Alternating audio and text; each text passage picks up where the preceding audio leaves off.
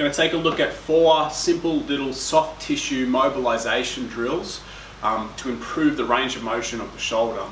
You're going to need a lacrosse ball or a trigger point ball, something around about this size, quite firm, that you're going to be able to roll the muscles with. Okay, so our first mobilization drill is going to be for the pec. Okay, so we're going to work on this soft tissue here. So just under the clavicle bone is the pec minor, and this is where we're going to place the ball. You'll need an upright, something you can move around, so maybe a doorway or a pole. And what you're going to do is you're going to place this just below the clavicle there, and I can start to move around and try and find any stiffness or soreness there. And I can push in, so the feet are in a split stance, the head goes through the hole, and I'm pushing in this position to start to feel the ball is sinking into the pec. Again, I can move around and try to find the tight spots. When I find a tight spot, I can actually start to move the arm. So I can raise the arm up and down, I can take the arm behind the back, just start to hunt for certain tight areas. And again, I can start to move that ball around and try to loosen up through this position. So we're just moving the ball below the clavicle, and then when we find a sort of tight spot, we're just moving the arm around, playing with different arm positions to try and start to mobilize this pec that can pull the shoulder forward and give us bad posture, but also limit that overhead mobility. The next soft tissue mobilization drill we're going to focus on is around the upper to mid back. So we're getting stuck into the traps and the rhomboids. So we're going to lie supine on the floor, and we're going to start with the ball up in this top position, okay, just working around the shoulder blade. So from here the ball will slowly start to move, and as we're moving, we're going to be moving the arm as well, and this is really going to start to help loosen off all those muscles in and around the scapula. Okay, so I'm going to place the lacrosse ball or trigger point ball on the floor. I'm going to start in that position where I place the ball in the upper trap here. So I can just sort of start to move around a little bit. If that's not enough intensity, I can lift the hips off the floor, and this will push into the ball a lot harder. But I just find that intensity, and then I can start to, again, move the arm around. So keeping the arm straight, I can go overhead, I can bring the arm across the chest, I can take the arm around to the side, I can just start to hunt.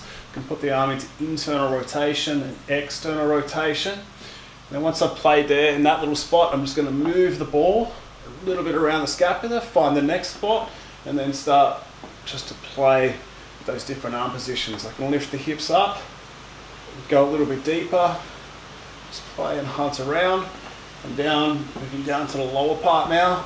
And again, just hunting, working different angles. Lift the hips up, sink into the ball. So depending on where you feel the tightness and what range of motion you do have, you can just work different arm positions and obviously scale the intensity by lifting the hips or keeping the hips on the floor and working all the way around that scapula. Obviously repeat on the opposite side. Okay, the next one we're going to do is to focus on the rotator cuff, and we're going to try to work some internal shoulder rotation. When we're doing this, we want to make sure the shoulder is back and down. So as we start to rotate internally, make sure the shoulder doesn't start to pike out like this. So keeping the shoulder pulled back and down. We're going to place the lacrosse ball around about here, okay, just at the base of the shoulder, near the rear delt. And then we're just going to come into this position, and we're going to start to keep that shoulder back and then start to work some internal rotation. Okay, so just rotating from the shoulder again, keeping that shoulder down so I can push down with this other hand, and we'll just start to feel the rotator cuff working. Again, we can move that ball around, try and find the sorer points of the tighter areas, and then just do some internal shoulder rotations. Okay, so we've started to work more of the origin of the rotator cuff by getting in here under the shoulder. Now what we're going to try to do is we're going to start to work the insertion, which is usually down here, lower in the arm, and sometimes you'll feel some pain in this position when we're going overhead or when you're working that rotator cuff. So what we're going to try to do is sort of think about that rear delt coming across here, and that's where we're going to place the cross ball. So it's sort of on the back of the shoulder, and I can start to move around and try to hunt. And then what I want to do here is I want to start to work external rotation.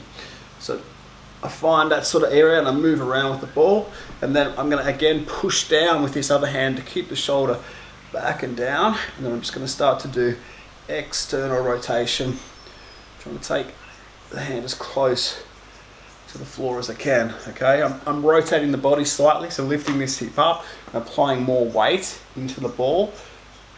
Okay, and I can scale that back if I need to, but then just start to hunt around again, try and find the tight areas and start to work that external rotation.